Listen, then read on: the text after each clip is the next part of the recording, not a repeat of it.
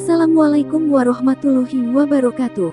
Allahumma sholli ala Sayyidina Muhammad wa ala ali Sayyidina Muhammad.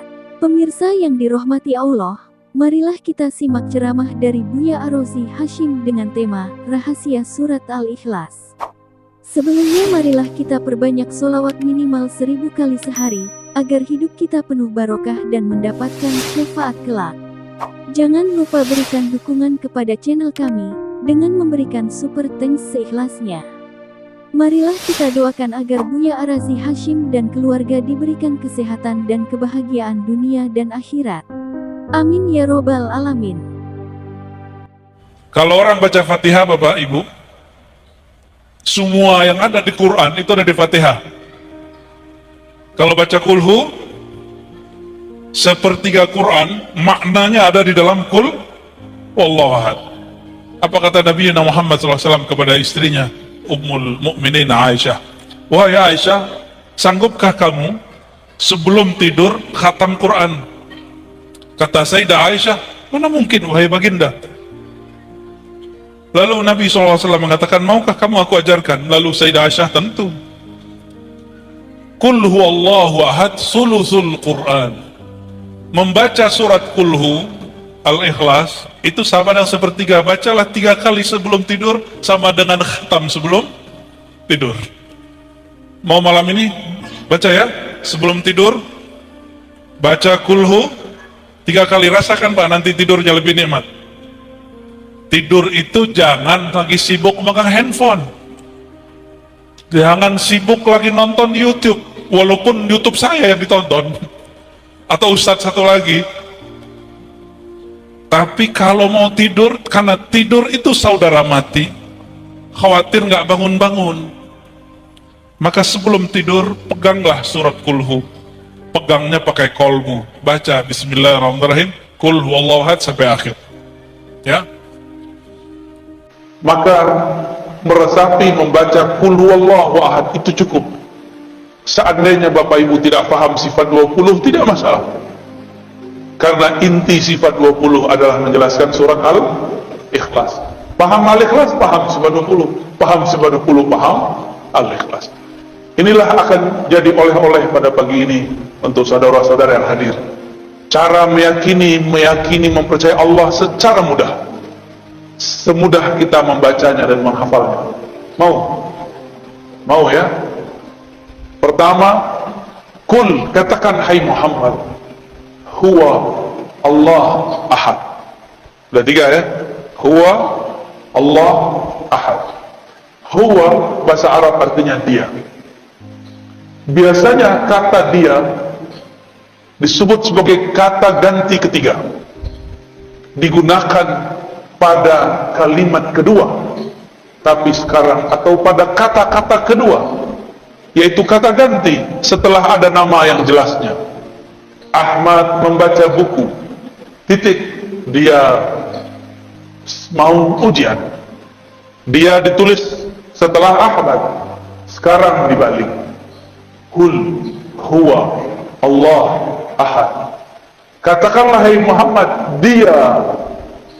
dia dulu, Allah ahad. Apakah Allah salah? Mungkinkah Allah salah? Siapa yang mengatakan Allah salah, dia kafir.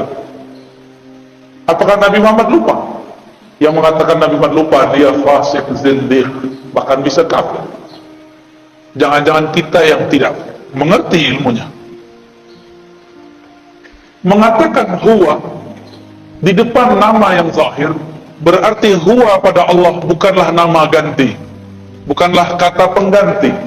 Huwa pada Allah adalah nama. Huwa pada Allah adalah nama.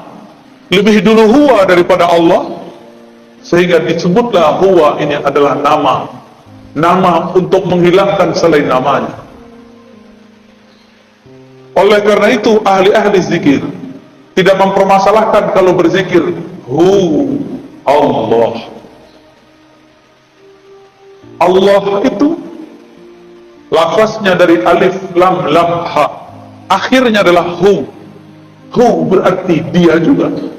Lalu waw itu untuk apa? Waw ini disebut waw tambahan zaidah. Asalnya waw itu tidak ada, lalu diadakan dalam bahasa Arab. Maka menjadi huwa. Sebenarnya boleh dibaca hu, Allah. Berat nggak? Bisa ngikutin? Ya. Hu. Apa yang terjadi di situ? Ada nafas yang dibuang, benar nggak? Hu, Allah. Imam Abdul Qahir Al-Baghdadi dalam kitab Usuluddin, Imam Ghazali, Imam Al-Baihaqi, mereka sepakat bahwa huwa adalah ismun min asma'i, nama daripada nama-namanya. Namun orang-orang yang tidak mengerti mengatakan, apa itu zikir hu? Hu itu nama. Allah mengatakan, qul ud'u Allah aw ud'u Ar-Rahman ayyaman tad'u falahul asma'ul husna. Panggillah Allah, panggillah Rahman, atau dengan mana-mana nama engkau boleh memanggilnya. Jika huwa adalah bagian dari namanya, maka hu boleh dijadikan panggilan. Maka jangan heran Imam Ahlus Sunnah Abul Hasan Asy-Syadzili, siapa namanya? Abul Hasan Asy-Syadzili, salah satu wali kutub di zamannya. Dia berzikir dengan salah satu nama, Yahu, Yahu. Wahai yang menyebut dirinya dia, wahai yang menyebut dirinya dia. Ternyata di agama sebelumnya, agama Yahudi, mereka tidak boleh menyebut nama Allah, El. Mereka diperkenankan hanya menyebut nama Yahu, Yahweh. Sama. Yahweh bahasa Ibrani, Yahu bahasa Arab. Allah, Al itu bahasa Ibrani Suryani. El berarti Tuhan yang maha sempurna. Alif Lam berarti kesempurnaan. Jadi lafaz Allah itu sudah lafaz yang sangat umum dalam semua bahasa yang pernah ada. Bapak saudara yang makan Allah, itu baru hu. Kalau diteruskan panjang lagi. Saya kalau sebut dia, apakah dia dapat dilihat oleh mata? Dia manusia. Dia huwa. Apakah dia dapat dilihat oleh mata? Tidak. Apakah bisa disentuh? Tidak. Maka huwa bermakna dia yang maha suci daripada sifat jismiyah, sifat kebendaan. Allah bukan benda. Benda itu ada benda kasar, ada benda halus. Meja ini benda kasar, Pak. Cahaya lampu, cahaya matahari itu benda halus dalam bahasa Arab. Jismun. Tiada benda kecuali bertempat. Allah huwa, bukanlah benda. Itulah maknanya. Jika Allah bukanlah benda, maka kita tidak perlu mentakwil istawa. Istawa adalah arsy.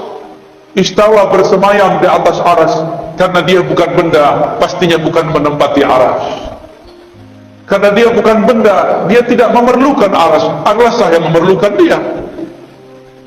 Jika disebut yanzilu Rabbuna, Rabb kita nuzul, turun. Karena dia bukan benda, turunnya bukan dari atas ke bawah. Disebut dalam Al-Quran, yadullah fawqa aydihim, tangannya di atas tangan mereka yang berbaiat. Karena dia bukan benda, maka tangannya bukan tangan ini, bukan juga tangan khayali, tapi hanya dia yang tahu maknanya. Inilah yang dikatakan oleh Imam Salafus Saleh, Imam Malik, Imam Syafi'i, Imam Ahmad, yang kemudian disalahartikan oleh sebagian kelompok. Apa kata imam-imam tersebut? Imam Syafi'i sebagaimana diriwayatkan oleh Imam Al-Baihaqi mengatakan, ala ma aradahu Allah wa rasuluh, istiwa, nuzul, yadun, tangan dan lain sebagainya, sesuai dengan yang Allah maksud, bukan yang engkau maksud. Apa maksud Allah? Ada yang tahu? Allah merahasiakannya, membayangkannya sama dengan membayangkan zatnya, dan itu adalah akidah yang batil. Ada orang bilang jangan bayangkan zat Allah, tapi dia membayangkan Allah duduk tanpa sengaja. Jangan bayangkan Allah, tapi dia tanpa sengaja membayangkan Allah turun dari aras ke bumi. Berarti dia main-main dengan kata bayang, membayangkan. Jika Allah itu bukan benda, bisakah dipikirkan? Nggak bisa dipikirkan. Dia hanya bisa dirasakan. Berat nggak? Baru pagi-pagi udah digoreng nih otaknya nih, tapi ruhnya seneng banget. Makanya nggak tidur kan? Karena ngantuk. Itu jiwanya senang sekali itu. Ini yang aku cari. Baru huwa Allah. Allah itu ada alif lam pada Allah itu artinya Sang Maha Sempurna, pemilik semua kesempurnaan, Sang Maha Indah, pemilik semua keindahan. Itu mana dari Allah. Dan orang kalau baca Allah, apa yang terjadi? Mulut itu buka nggak? Nafasnya keluar. Maka orang-orang yang sering baca ya Allah, bebannya akan hilang, bebannya akan ringan, karena Allah lepaskan dengan namanya. Tiadalah nama Allah masuk pada suatu kolbu, melainkan kolbunya lebih bercahaya dan berkualitas. Kolbunya menjadi berat jika dihisap, lebih berat dari langit dan bumi. Makanya kolbu-kolbu wali-wali Allah dipenuhi dengan namanya Allah. Nafasnya dipenuhi namanya Hu. Maka tiada lagi diri orang ini, dari nafas sudah ada Hu, dalam darahnya sudah ada Allah, lafaz Allah. Kalau demikian, maka syaitan tidak dapat mengganggunya. Meskipun tubuhnya bisa dikuasai, tapi kolbunya menjadi singgasana Allah Subhanahu wa ta'ala. Allah di dalam surat Luqman dikatakan wala in sa'altahum man khalaqas samawati wal ard la yaqulunna Allah. Jika engkau bertanya kepada orang-orang kafir, orang-orang musyrik, maksudnya musyrik Makkah, siapakah yang menciptakan langit dan bumi? Mereka akan menjawab Allah. Berarti musyrik Mekah pun tahu bahwa pencipta langit dan bumi adalah Allah. Mereka sekedar tahu, tapi pengetahuannya tidak sempurna, maka dibatalkan di belakang. Qul alhamdulillah, katakanlah syukurlah kalau begitu. Bal aktsaruhum la ya'lamun. Tapi sebenarnya mereka nggak mengerti. Sayang, ayat ini untuk orang kafir dan musyrik, tapi oleh kawan kita sebelah digunakan untuk orang sesama muslim. Mereka mengatakan para sufi, para orang-orang Asy'ari sama akidahnya dengan orang musyrik. Percaya Allah pencipta tapi tidak menyembahnya. Maka jangan heran nanti kelompok-kelompok ekstrim ini sekarang sudah mengatakan sufi agama baru. Mereka menuduh Asy'ari sebagai kelompok-kelompok yang sesat, menyesatkan. Mereka akan menyebut selain kelompok dia sesat, padahal mereka kelompok kecil tapi suaranya sangat berisik. Dulu pendiri-pendiri gerakan besar di dunia, pendiri Nahdlatul Ulama, Tarbiyah Islamiyah, Muhammadiyah di Indonesia, semuanya adalah orang yang berakidah Asy'ariyah, meyakini sifat 20. Pendiri Wasliyah, Al-Khairat, NW Nahdlatul Watan, Matali'ul Anwar, semuanya berakidah Asy'ariyah. Ahlus Sunnah wal, tiba-tiba mereka sekarang bilang Asy'ari bukan Ahlus Sunnah. Al-Azhar Ahlus Sunnah, Asy'ariyah, langsung ditulis. Ulama habaib di Yaman, Hadramaut, Al-Habib Umar, Al-Habib Al-Adni, semuanya berakidah Ahlus Sunnah Asy'ariyah. Guru saya, Syekh Taufik Al-Buti, punya ayah Muhammad Ramadan Al-Buti, Muhammad Sa'id Ramadan Al-Buti, akidahnya pun Ahlus Sunnah. Syekh Wahbah Zuhaili, ahli fikih abad ini yang baru saja wafat, beliau juga Ahlus Sunnah.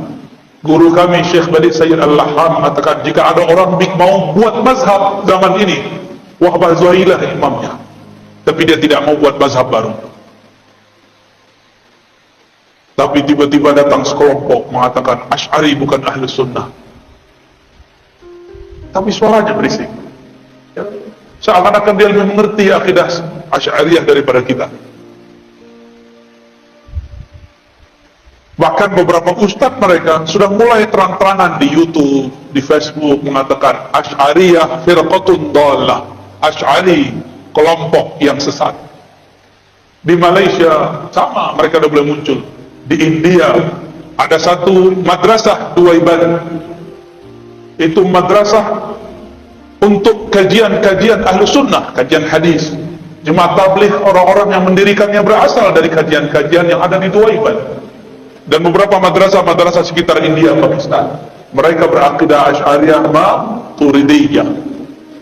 Datang Albani mengatakan, tidak, kalian sufi baru, kelompok sesat. Di mana lagi? Di Turki ada Badi'uz Zaman Said Nursi. Beliau memegang 7 thariqah lebih kurang. Salah satu thariqah yang ia sebut dalam Masnawinya adalah thariqah An-Naqsyabandiyah. Zikirnya disebutkan zikir khafi.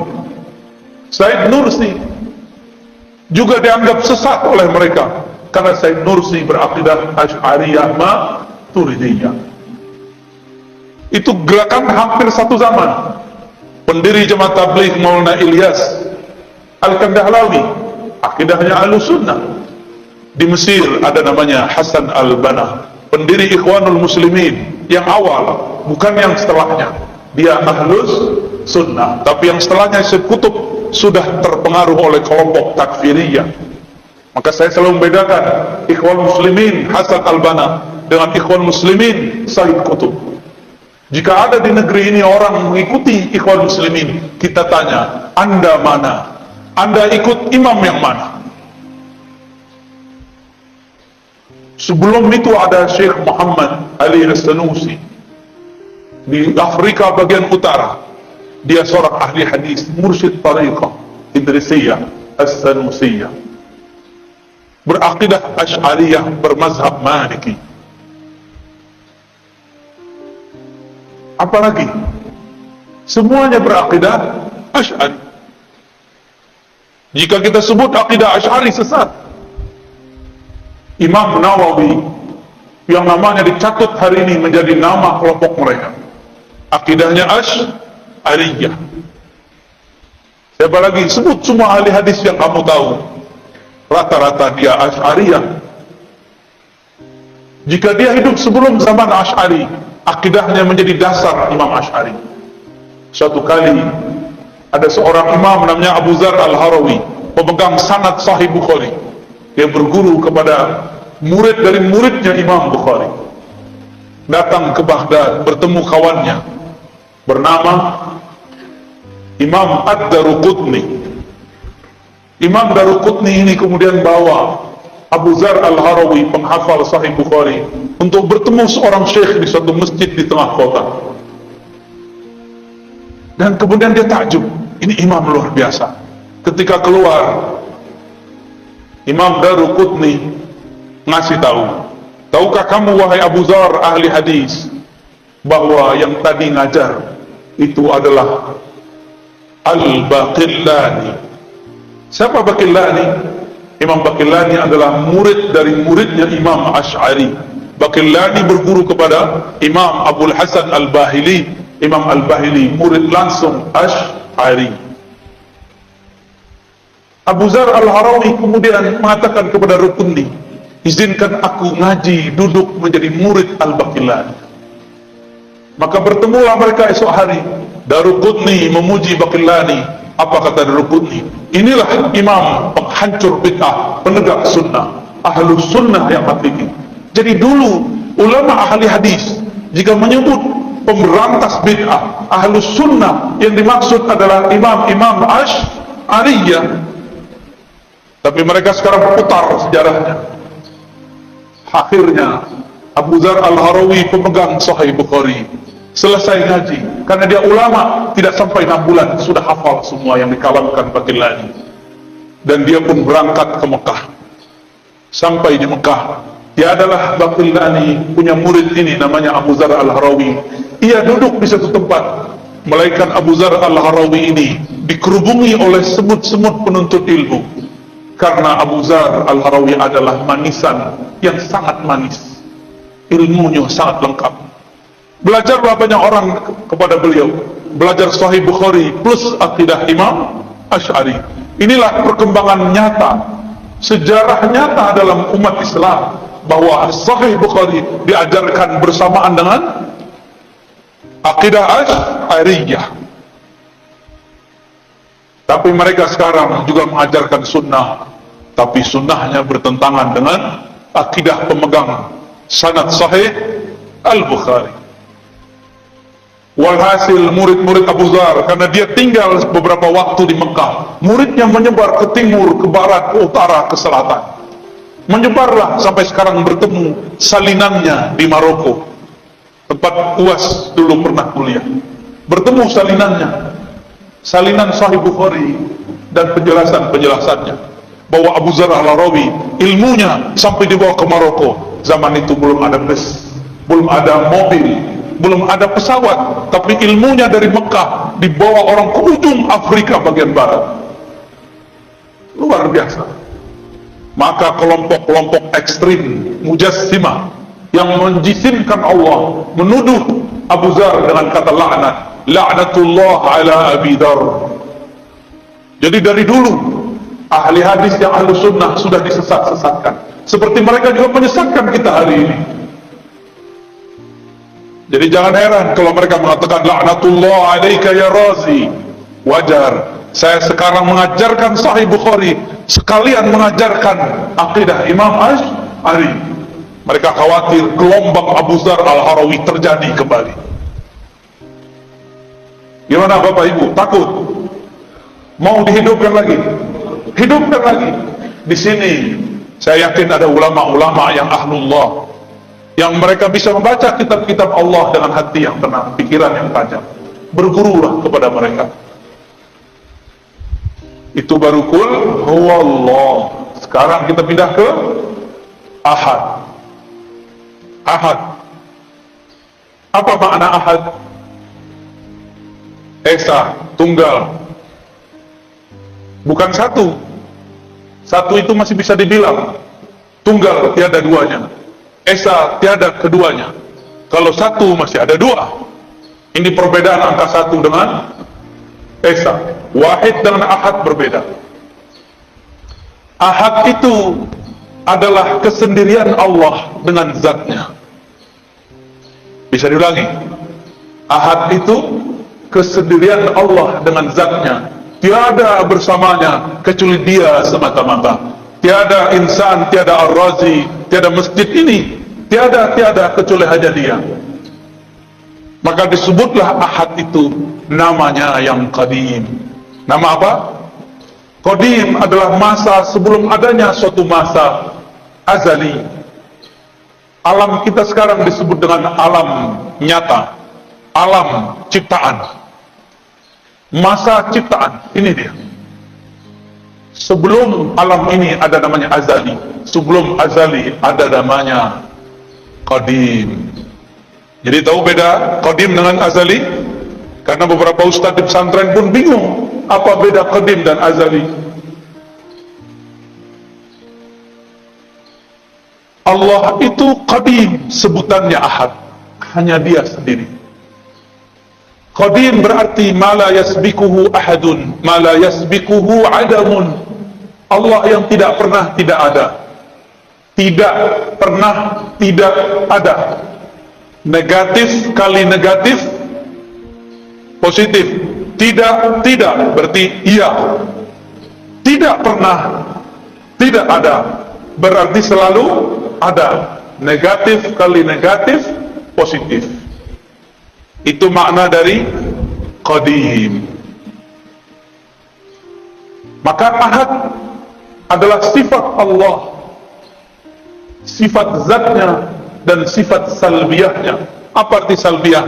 Sifat yang menafikan yang tidak pantas kepada Allah Subhanahu wa ta'ala. Tapi lebih tepat kita artikan yang pertama. Inilah sifat zatnya, dia hanya sendiri. Inilah kalam dari Abu Dzar yang dia dapatkan dari riwayat-riwayat Imam Bukhari. Imam Bukhari dapat dari Abu Musa Al-Asy'ari, kakek dari Imam Asy'ari. Abu Musa al-Ash'ari radhiyallahu anhu bertanya, wahai Rasulullah, kaifa kana Rabbuna? Bagaimanakah sebenarnya hakikat Tuhan kita? Jadi memang wajar Imam Ash'ari kemudian jadi imam ahli akidah karena kakeknya dulu bertanya akidah.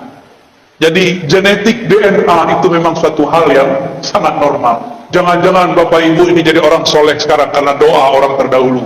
Jangan sok soleh dulu. Jangan-jangan ini berkah dari mereka. Alhamdulillah. Doakan mereka. Maka kita selalu mengatakan, Allahumma ighfir lana wa li abaina wa ummahatina. Ya Allah, ampunkan kami dan kakek-kakek kami, orang tua kami, nenek-nenek kami, ibu-ibu kami. Siapa tahu berkah doa mereka kita bisa bangun subuh pagi ini. Alhamdulillahi Rabbil Alamin. Abu Musa bertanya, mengagetkan tentunya. Tapi bagi Rasulullah girang. Kenapa? Ada sahabatnya yang bertanya yang canggih. Nabi jawab, kana Allah wa la syai'a ma'ah. Itulah makna ahad. Kana Allah, Allah ada. Kana itu bentuk lain daripada kana kainan, kana mawjudan. Dia ada. Disitulah muncul kata wujud, ada dalam hadis tapi tersirat. Yang mengerti ahli akidah, orang cuma ngerti bahasa Arab tidak paham. Maka ada orang mengatakan tidak ada wujud dalam Al-Quran. Betul, tapi secara makna ada. Itu maksud orang yang ngomong gini, cuma dipelintir oleh sebagian orang supaya mengadu umat dengan tokoh-tokohnya. Saya memang mengkritisi beliau, tapi saya juga mengkritisnya secara jujur. Haram mempelintir kata-kata kalau belum selesai kalimatnya. Kritiklah dia, tapi jangan mengkritiknya dengan berbohong atas namanya.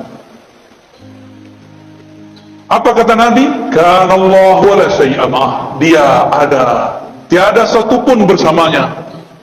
Dia ada, tiada Ahmad. Dia ada, tiada Muhammad. Dia ada, tiada alam. Dia tiada ada.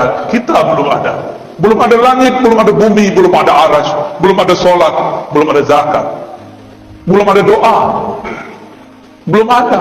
Dia sudah menetapkan dalam ilmunya yang qadim bahwa pada saat ini, detik ini, tanggal ini, hari ini akan ada orang berkumpul bercerita tentangnya, tentang ahadiyahnya, betapa bahagianya Allah, tersenyum Allah melihat orang yang menikmati nama-namanya disebut.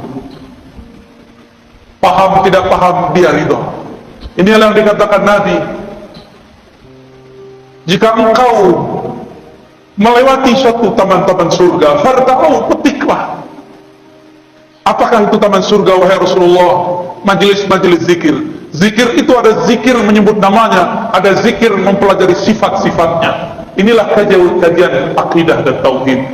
Bahkan lebih tinggi kajian menyebut sifatnya daripada hanya menyebut-nyebut namanya. Orang-orang yang mengerti sifat Allah, makomnya lebih tinggi di sisi Allah daripada orang yang hanya mengenal namanya. Seperti orang yang tahu nama seseorang tapi tidak tahu siapa yang punya nama. Bapak Ibu jamaah subuh di hari Jumat, hari Kamis, apa Jumat?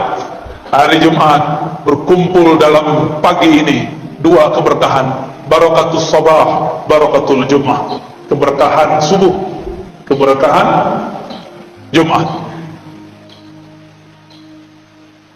Jadi ahad, apa arti ahad? Esa, dia dengan kesendiriannya, tiada alam, tiada surga, tiada neraka, tiada ahad kecualilah ia saja, tiada Ahmad kecuali setelah dihapuskan. Baru kalau faham ahad, berarti Allah perlu kita kan? Allah sekarang masih ahad gak? Alam dicipta, Allah masih ahad gak? Berarti Allah masih sendiri? Jadi hanya Allah yang boleh jomblo, antum gak boleh jomblo. Allah itu maha jomblo, maha sendiri. Itulah tanda zat yang sempurna. Kenapa kita perlu menikah, perlu teman? Karena kita tidak sempurna. Allah tidak perlu semua itu karena dia maha sempurna. Itulah alif lam dalam lafaz Allah. Kenapa saya jatuh cinta? Karena saya tidak sempurna. Saya butuh objek yang dicintai dan butuh orang yang mencintai. Allah mencinta karena dia bukan benda. Dia bukan hanya sifat, dia zat yang maha sempurna. Semua cinta darinya. Jika disebut dia mencintai seseorang, mencintai sekelompok, berarti Allah memberikan, memancarkan kesempurnaannya kepada orang itu. Bukan berarti Allah memerlukan orang itu. Itulah beda kata cinta pada Allah dengan cinta pada kita. Allah mengatakan innallaha yuhibbut tawwabin. Allah mencintai orang-orang yang taubat berkali-kali. Artinya Allah akan memantulkan kesempurnaan ampunannya pada orang yang bertobat. Ini disebut dengan tauhid ahadiyah. Apa namanya? Disebut juga dengan sifat qadimiyah.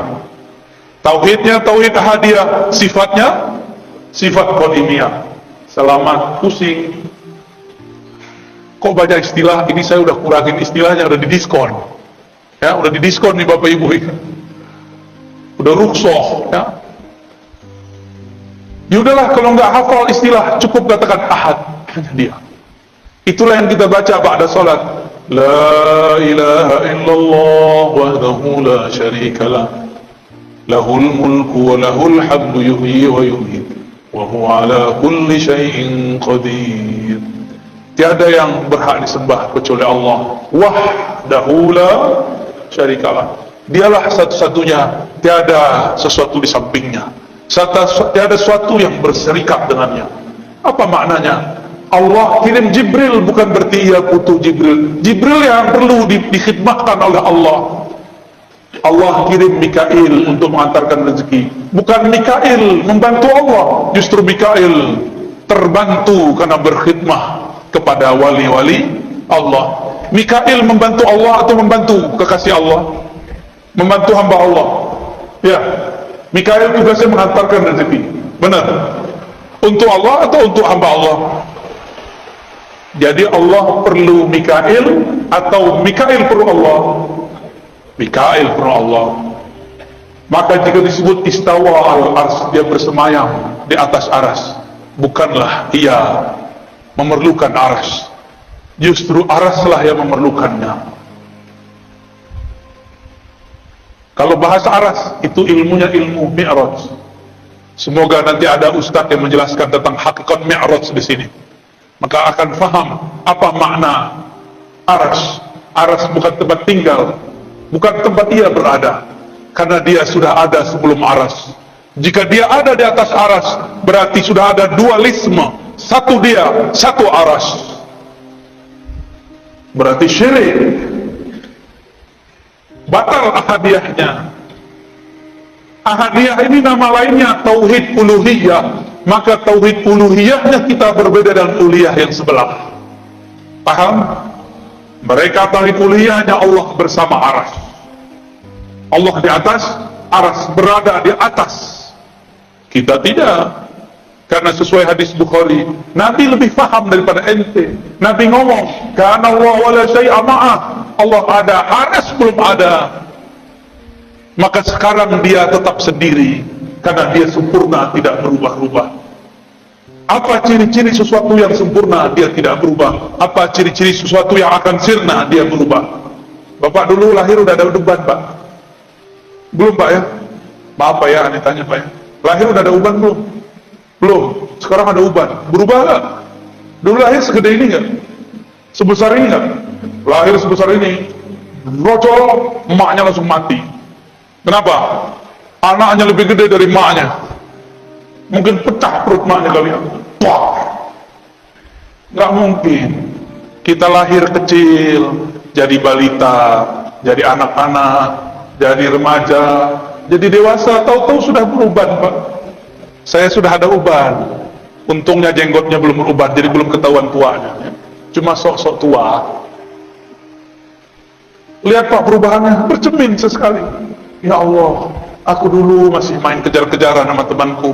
Dulu masih berenang di kali, masih guling-guling di pasir, masih merengek kepada mak bapakku. Sekarang bukan aku yang merengek, anakku merengek, cucuku merengek. Aku sudah berubah ya Allah. Perubahan apa lagi ya Allah? Kalau sudah tua apa lagi? Dijemput nyawanya. Sudah siap belum? Tapi kalau sudah kenal ahad harusnya Siap. Walaupun amal belum banyak, cukup katakan ya Allah, modalku satu, Qul huwallahu ahad. Selamat Pak. Jadi nanti kalau mau bangun tidur, bangun dari alam kubur, katakan huwallahu ahad, huwallahu ahad. Malaikat bingung mau hisab. Ini orang udah sakar, udah mabuk berallah, bertuhan. Udahlah, biarin tidur aja lah. Temannya Allah, ahlullah, aulia Allah. Maka biasakan sebelum tidur baca qul huwallahu ahad. Biasakan bangun tidur baca Allahu ahad. Biar bangun tidur itu, kalau bangunnya nanti bukan di bumi ini, tapi bangunnya di alam barzakh, malaikat penunggu di alam barzakh hormat kepada kita. Wow, ada panglima, ada jenderal wali-wali Allah masuk ke tempat kita. Ayo kita sambut. Mau tidur wajib baca qul, bangun baca Allah ahad, Allah ahad, baru baca doa. Ya, Bapak nggak percaya nanti protes kalau udah meninggal ya. Gimana coba protes ya? Bisa Pak, datangin saya lewat mimpi. Kalau diizinin, tapi biasanya nggak diizinin Pak. Cukup kata malaikat. Malaikat mau nanya, man rabbuka? Kita udah bilang Allah ahad, Allah ahad, Allah ahad, Allah ahad. Bingung malaikat mau nanya, ilmunya lebih tinggi dariku, kata malaikat kan. Mungkar nakir itu tugasnya cuma mengatakan man rabbuk, man nabiyuk, siapa Rabbmu, siapa nabimu, wah aja tugasnya. Tapi sebelum itu lamanya bukan main. Antara dia dimatikan dan dia dikuburkan, dari dikuburkan sampai ditanya man rabbuka, lamanya bukan main. Gak bisa langsung ketemu Allah Pak. Enak amat langsung ketemu Allah. Kalau gitu saya mau mati langsung aja ya. Gak mudah. Kecuali wali itu diizinkan. Bapak Ibu yang dimuliakan Allah, itulah tauhid ahadiyah. Tauhid apa? Gampang ya. Dalam ahadiyah terhimpun sifat zatiyah, nafsiyah, dan sifat salbiyah. Allahus somad, ini yang terakhir ya. Tapi sebenarnya kalau diterusin masih banyak tuh, ada 3 ayat lagi ya. Allahus samad, Allah lah tempat semua makhluk bergantung. As-samad inilah sifat ma'ani, disebut tauhid samadiyah. Itulah yang disebut ilmun hayat sama basar ya. Kalam, qadir, yani qudrah, iradah, itu dia di samad. Allahus samad artinya semua dari kita, bahkan satu helai di tubuh kita memerlukan campur tangannya. Yang menumbuhkan rambut Allah atau kita? Yang mengedipkan mata kita apa Allah? Yang mendenyutkan jantung Allah apa kita?